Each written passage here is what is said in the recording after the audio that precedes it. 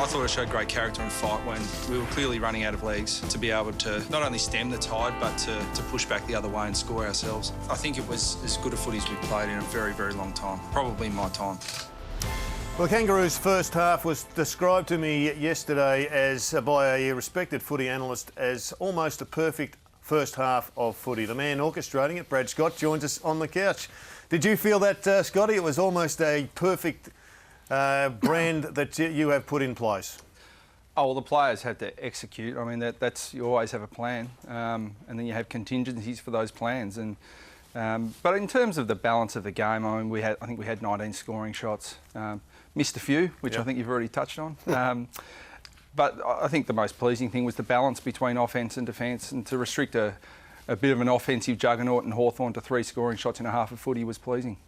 You've got some old and you've got some new. You've seemed to have the mix perfect at the present time, but I guess the next 4 weeks are going to really tell the story. Lots of expectations. You're sitting in the top spot of the ladder, the top few places on the ladder, but you've got some pretty big dogs to knock off over the next few weeks. Yeah, I think that's the nature of the competition right at the moment. I mean, we're clearly in a building phase. We're trying to build a midfield. We've made some structural changes around our midfield to get some new guys in there, and Luke Davies-Uniacke was rested on the weekend, but he'll come back in at some point. So we're trying to build at the moment. While we're having a really good run with injury at the moment, we've got very good availability, and I think when we can get our close to our best side out there, we can be competitive and show all North Melbourne people that our best is pretty good. But the challenge is going to come for us when our depth is tested. Scotty, a lot to talk about. I just want to get on to Shaun Higgins quickly. Is he okay? Is he travelling okay? It's probably a relative term okay. He had surgery today just to fix a split in his lip, which was pretty significant. But he feels in really good spirits. I went into the Epworth last night and he was saying he was fine, but they were doing all the necessary tests. But he was in with his wife and brand new baby girl this morning at a different hospital. And yeah, so it's been a pretty eventful couple of days for Shaun, but he's okay. And difficult for you as a coach, but we have to ask you, what did you make of the Burton situation? And I mean, you could speak specifically or just generally. I mean, were you surprised? I didn't, to be honest, I haven't spent a lot of time thinking about it. I mean, our concern's been for Shaun. We've spent a lot of time making sure that he's okay, particularly given his recent family situation. So, look, but in terms of the incidents, obviously it was a pretty ugly 10 seconds of play. It could have easily been 3 serious incidents in this passage of play. And we don't at all think that Burton was malicious in his endeavour. So let's get that clear. But I guess from our point of view, and the whole footy world's talking about, you're the coach. Are you confused as to what is acceptable and what isn't? Oh, look, I think the players, and certainly my direction as coach to the players, is be very careful about bumping. I mean, if the player's got the ball, you should be thinking tackle, because if you bump and it goes wrong, there's a serious chance you're in trouble.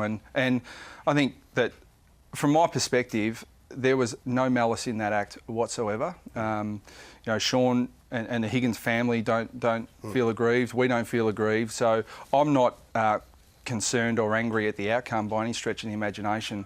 But I think some clarity would help all coaches and clubs. I think on that, Brad, 5 seconds later, Majak Daw made an unbelievable tackle in a similar incident. Yeah. I think what this has done, without putting words in anyone's mouth, is clouded the whole thing again. What I would imagine what you would want as a coach is exactly what Majak Daw did. If Burton is your player, again, not putting any words in your mouth, you would be counselling him saying, mate, we don't want you to do that. We want you to tackle. Is that fair? Oh, there are plenty of times where players choose to bump and the ball carrier just rides the bump and runs on his merry way. So the message is the same, that we should be trying to tackle the ball carrier. But it wasn't, Brownie, that long ago that we played. Feels like a long time ago. And I understand that. I think, my personal opinion is, Burton thought Shaun was going to kick the ball. Yeah. And so he was sort of half pulling out of the action anyway, so he got caught in between. As I said, no malice, but I think I was of the impression that if you do choose to bump and it goes wrong, you're in trouble. Yep. You know, but I'd like to see the bump retained, provided we don't have incidents like this on a regular basis. I want to ask you about Ben Brown. I think he's gone into the elite category now for key forwards, clearly, with his performance this season. Most people would have thought he's just probably on the train tracks. He's got long legs, he's a big tall fella, maybe a ruckman forward. He's got a lot of tricks now. How's he taken to his game as a key forward to another level, Scotty? What have you seen firsthand? There's no secret. He is, I mean, this sort of thing, people think, well, is that a fluke? He does that all the time at training. it's amazing. It's a great lesson to young kids that, you want to be an accurate set shot for goal, have a really solid routine, and get enormous amounts of repetition. And we run a football program at North, and more is better in terms of goal kicking, and we really. So how many, say, for example, how many would Ben Brown do a week? How many shots of goal do you think he would have? Oh, hundreds. Do you pull rank? We've just spoken about that. I'm not sure how much. And it takes a fair time to do 100 set shots when you have a routine like that. So do you pull rank 8K. if a phys editor comes out and says, "Hey, that's enough"? Yep. You pull rank. Yep. Good. I'd love it. Brucey, and it's great that our sports science team allow me to operate in that environment. Can I ask you about your defence has been outstanding, but you've arguably got the two best defenders at the comp at the moment. I thought Tarrant was best on ground and Thompson wasn't too far behind, which has then allowed Majak to play a little bit of a floating role. He really worked his way in, and I love the way he's got really good hands, he can run and jump. But the Tarrant-Thompson combination at the moment's been outstanding. Yeah, it has. They're really the backbone to our defence, and we've got some young players there. Ed Vickers-Willis, Marley Williams, we missed in the second half of last year, but yeah, Majak's learned a hell of a lot in a short space of time, just how to play that role. And it was one of the key reasons why we were really keen to retain Scott Thompson and Jared Waite through what is a build of some sort. So have they surprised you though? Because they've had great seasons. No, their pre-season has set up their in-season, and they're very professional and very durable now. I mean, Waite wasn't early in his career, but if we just exposed, imagine we don't have Thompson, then Robbie Tarrant is one out with a Majak Dor who's played 4 games in defence.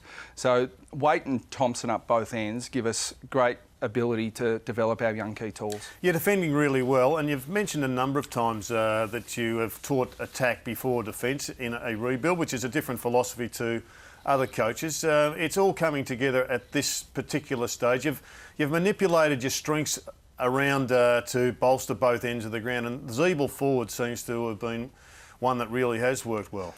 Yeah, it has. I mean, I still see Zeebs predominantly as a midfielder. He just happens to be a very, very powerful and effective forward. But yeah, on the defence-offence thing, I think all senior coaches take defence as a given.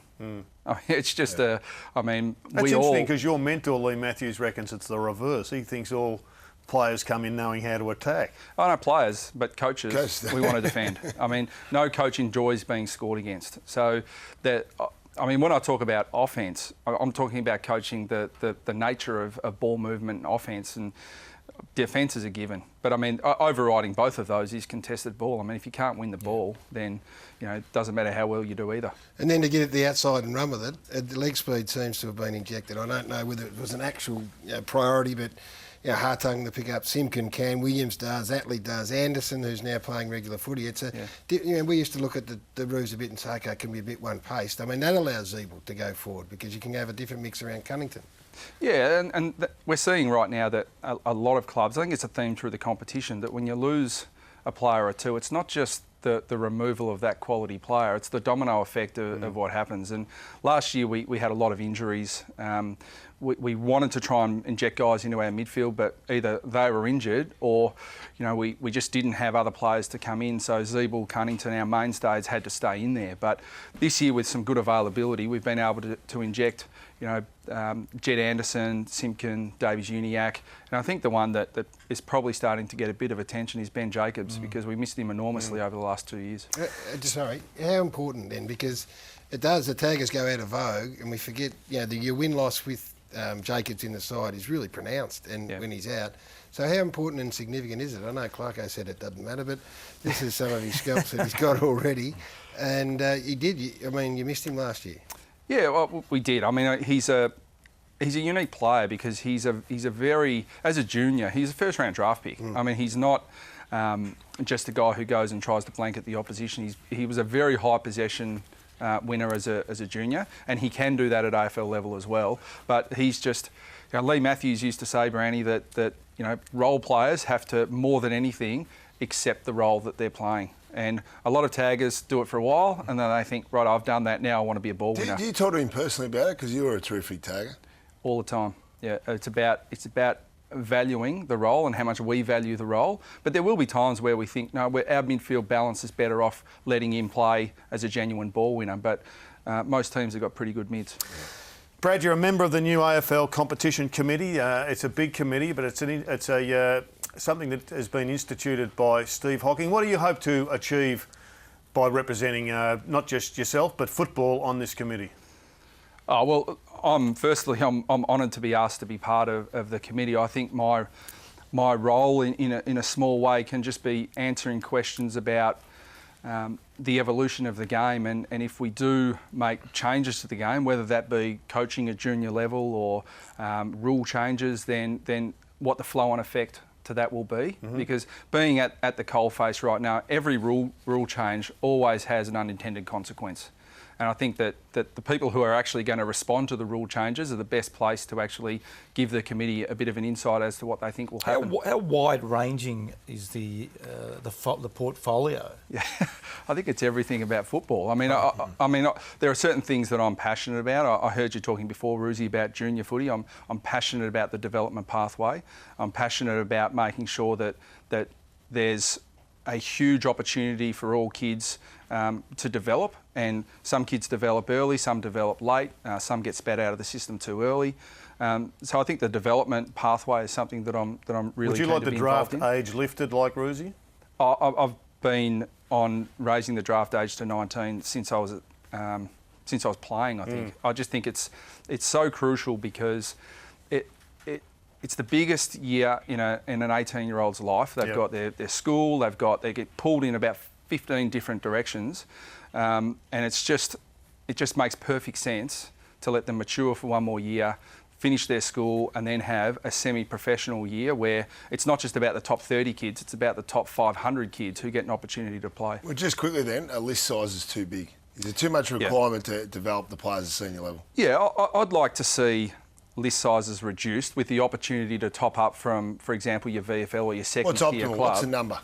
Oh, I think you probably need a core of 30 with the ability to top up, and I'd like to see those 30 get significant pay increases. Like, I'd like to see the best players in the game paid a lot more, the best 30 paid a lot more, and then give more opportunity to the guys in the second tier. If they're good enough and they can prove themselves, they come into that top 30. But at the moment, Ruzi's right. I mean, we spread our resources across 45 players when really at the AFL level, at the elite level, we should be focusing on the top 30. Port Adelaide at Etihad Stadium coming up on the weekend. Gary's fired them up, says they only pick and choose when they're prepared to play. You'd be appreciative of that, but it's a good challenge for you. A huge challenge. I mean, they've got quality players across all lines. I mean, I mentioned before that a theme of the competition is that because it's so even at the moment, you lose a player, it affects your structure. I mean, clearly Ryder has made a huge impact, because when Ryder's dominating, Ollie Wines and Robbie Gray become better players. It's, Goldstein gave us first use on the weekend. It made Cunnington a much better player. It made Higgins a much better player. So I think we judge in the short term, week to week, because that's the nature of the industry we're in. But Port Adelaide is still an extremely capable side. And a scoop as you leave us. So who will Jacobs go to? Haven't assessed it yet, but look, you look at their midfield, and if we can stop one of them, we'll be happy. Appreciate your time, Brad. Great start of the season. Good luck for the rest of the year. Thanks, Jared. Thanks, guys. And thanks for giving us some of your time. In an interview that was organised a few weeks ago, he didn't just jump on the back of a couple of wins. Plenty more to come on the back of this on the couch.